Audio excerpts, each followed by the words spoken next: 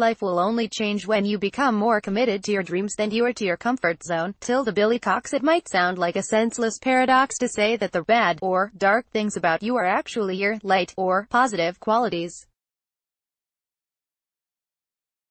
However, this isn't just a feel-good platitude, it's literally true. The things we struggle with the most are our greatest sources of empowerment. Because this process is not exactly front and center of modern mental health and wellness movements, committing to your own healing can seem daunting and hopeless. Few people have truly learned how to welcome their painful, suppressed emotions, listen to what they have to say, and come out the other side stronger. But in today's world, it's become increasingly difficult to avoid, suppress, and force ourselves into fake states of positivity. Clearly, our negative emotions are bubbling to the surface where they cannot be ignored any longer. We see anger and pain overflowing into the social and political sphere, in schools where violence occurs, and all over the news. According to Science Daily, 121 million people worldwide are impacted by depression, and 850,000 commit suicide every year. It's no wonder so many of us get stuck in apathy, pessimism, and distractions. Life is challenging us right now, and the first necessary step is to actually acknowledge that we are in pain. This sounds incredibly simple, yet so many people choose to fight their symptoms rather than committing to understanding them. On social media I see a lot of hashtags exemplifying our resistance to pain, like, and while it's totally understandable to want to conquer the pain you've felt for so long, mental illness is not something to be battled and conquered. It doesn't need to be fought, but rather, listened to and respected. Just as the physical body has innate intelligence, so does the emotional system. We don't want to wage war against the very emotions that are trying to alert us of a problem and walk us through the solution. From a basic state of resistance, no healing can occur. In 2018, I gave up on a painful relationship, moved to a new apartment, started a new job, and finished writing my first real book. I grew up in so many ways, and processed more trauma and healed more aspects of myself than I ever thought possible. For the first time, my growth and progress were unmistakable. I didn't need to squint to see that I had become wiser, stronger, and more capable in the real world. But my radical transformation was not exciting or easy. It wasn't a fight, and it sure wasn't the kind of glamorous story of triumph that goes viral nowadays.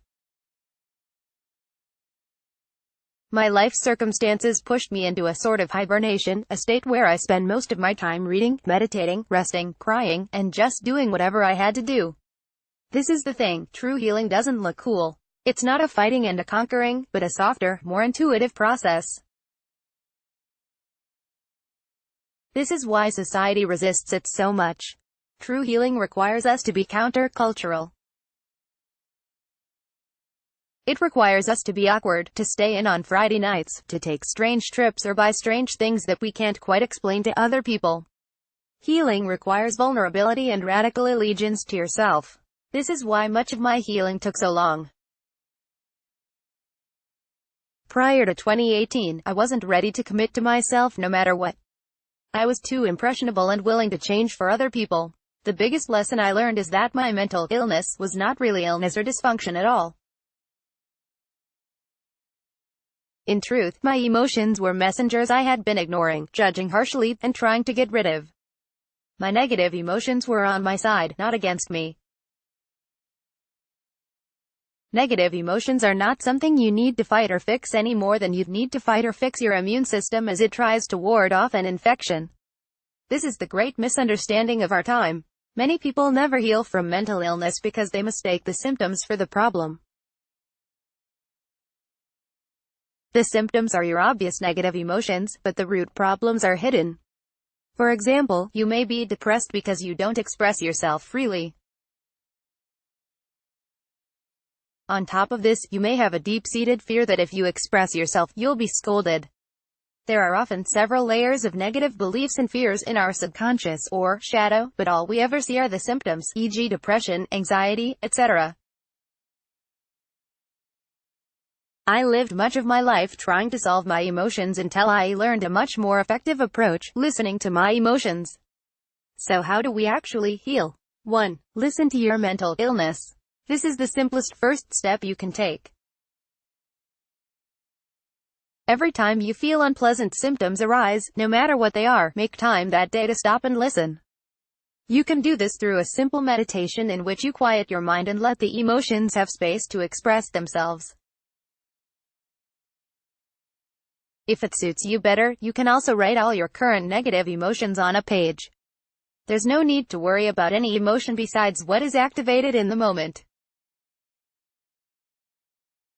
What are you currently struggling with? Oftentimes, it will be connected to your other issues anyway. Let that particular emotion speak. 2. Ask your mental illness questions. Another thing I learned is how surprisingly easy it is to get answers from your subconscious mind. As soon as these emotions are given time, space, attention, and unconditional love, they waste no time revealing what you need to know. Maybe the message is simply that you need more time in your day to rest, or that you need to leave a serious relationship. Whether big or small, the guidance you receive will help you shift your life in a way that soothes your symptoms. This is the beginning of true healing.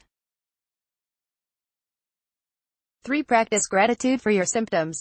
This is probably the most challenging thing on the list. Your symptoms really are guiding you and alerting you to what is out of alignment in your life.